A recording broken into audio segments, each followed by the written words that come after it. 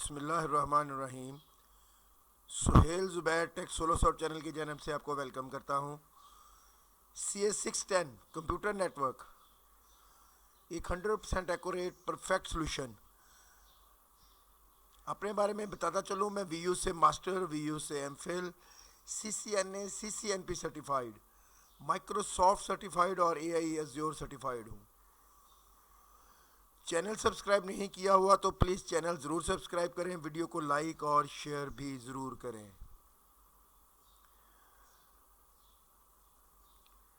Question की जानब चलते हैं।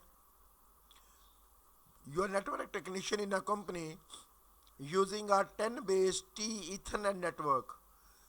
Several users report intermittent disconnection issue, especially when transferring large file. You decide to use a network analyzer called as Sniffer to diagnose the problem. While monitoring, you may observe a high collision rate. Collision क्या होती है? Packet का आपस में टकरा जाना।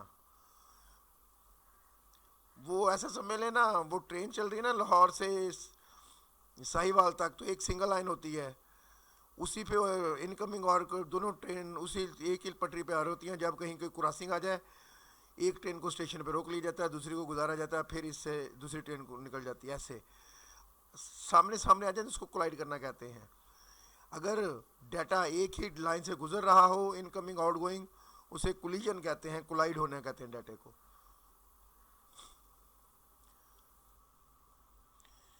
Several frames being dropped due to unknown protocol type. All computers are using the same wiring topology with central hub. Based on your knowledge of Ethernet and LAN technology, answer the following question. What could be causing the high collision rate in this setup? The high collision rate is likely due to use of central hub. क्योंकि central hub जो hub होती है ना, वो half duplex होती है, मतलब एक टाइम में या तो डाटा ट्रांसफ़र कर सकती है या रिसीव कर सकती है। अब जब वो सेंड कर रही होगी तब वो रिसीव नहीं करेगी। इधर से किसी एक डिवाइस ने डाटा से, एक कंप्यूटर ने डाटा सेंड किया, दूसरी साइड से दूसरी ने कर दिया, लाइन तो एक ही है, वो डाटा कोलाइड हो जाता होता है। Hub operates at layer 1 physical layer and act as repeated by broadcasting incoming signal to all the connected devices. This means all devices share the same collision domain, increasing the chance of collision, especially when multiple devices transmit simultaneously.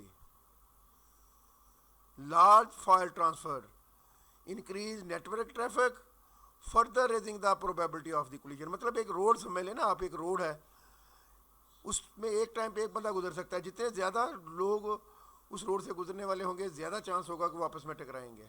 ऐसा समझने चला जी आसान अल्फाज में। Why might frame being getting dropped due to unknown type? Frame में be drop due to unknown type of several reason. Device might be sending frame with protocol type not recognised by others. Example given, IP version from IP version 6 frame in a network only supporting IP version 4। Frame IP version 6 का आ रहा है, जबकि network जो है वो सिर्फ IP version 4 के frame ही accept करता है। मिसकॉन्फ़िगर्ड NIC नेटवर्क इंटरफेस कार्ड और operating system might be generating frame with non standard और प्रोप्राइटरी प्रोटोकॉल। मतलब स्टैंडर्डाइज नहीं है, किसी ऑर्गेनाइजेशन का बनाया हुआ प्रोटोकॉल है। इस तरह सिस्को के प्रोप्राइटरी प्रोटोकॉल्स होते हैं। The presence of malfunctioning devices or rogue software could also introduce unusual traffic types. Incompatibility or outdated drivers might also result in dropped frames. अब वो जो नेटवर्क एनालाइजर जिसे हम स्निफर कहते हैं, वो हमारी क्या हेल्प कर सकता है इस मामले को हल करने के लिए? मॉनिटरिंग ट्रैफिक करता है वो, to identify which devices are generating excessive collision or unknown frame type. Analyze protocol in use to detect unspotted or misconfiguring protocol stack. Capture packets for deeper inspection aiding in identifying abnormal behavior or rush transmission, provide statistics on errors, retransmission and bandwidth usage, helping pinpoint bottleneck and faulty devices.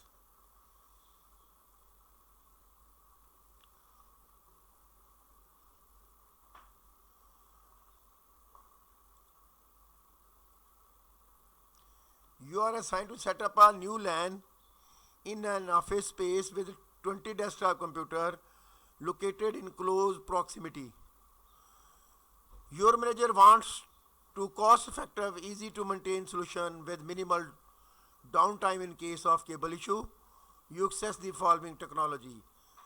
हमने 20 desktop computer install करने हैं. Technologies आपके पास है, ये वाली thick internet है, thin internet है, 10 base T है. 10 बेस टी जो आजकल यूज़ होती है, स्टार टोपोलॉजी उसको कहते हैं. ये पहले कोएक्सियल केबल यूज़ होती थी, वो टोपोलॉजीज हैं ये, थिन इथरनेट और thick Ethernet. Which Ethernet topology would you recommend for this setup and why? Cost effective and easy to manage. The modern twisted pair cable CAT5 और CAT6, ये जो आपके PCL से आ रही है, डिवाइस से डिवाइस के आगे से जो आप कंप्यूटर को केबल लगाते हैं, ये कैटेगरी 5 या 6 की केबल होती है. और बड़ा आसान है कि वो डिवाइस जो लगी हुई है, सादा अल्फाज में समझा दूँ, वहीं से 3-4 केबलें निकाल के आपने 3-4 कंप्यूटर को लगाई हुई हैं, तो ये आपकी स्टार टोपोलॉजी बन गई. Star topology allow for easier troubleshooting and isolation of faults. Switches preferred over hubs. Reduce collision by creating separate collision domain for each port. Scalable to higher speed like 10 base T or 1000 base T with minimal infrastructure change.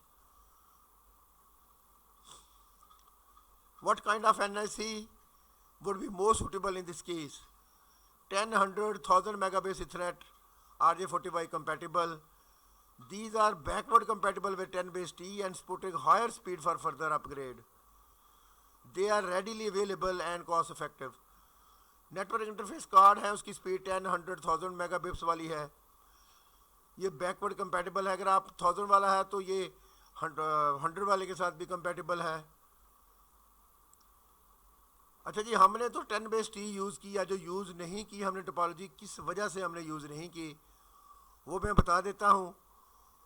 बल्कि an expensive coaxial cabling, वो मोटे वाली cable जो घरों में आ रही है, difficult to install and maintain, required vampire taps and AIU connectors. मतलब ये जो जोड़ने के लिए उनको चाहिए होता है.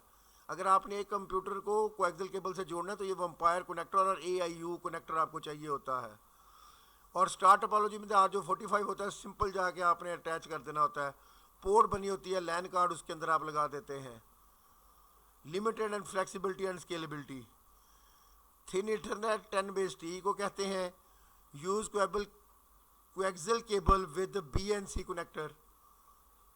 BNC कनेक्टर वो गोल वाले कनेक्टर होते हैं, उनके साथ अटैच की जाती है ये.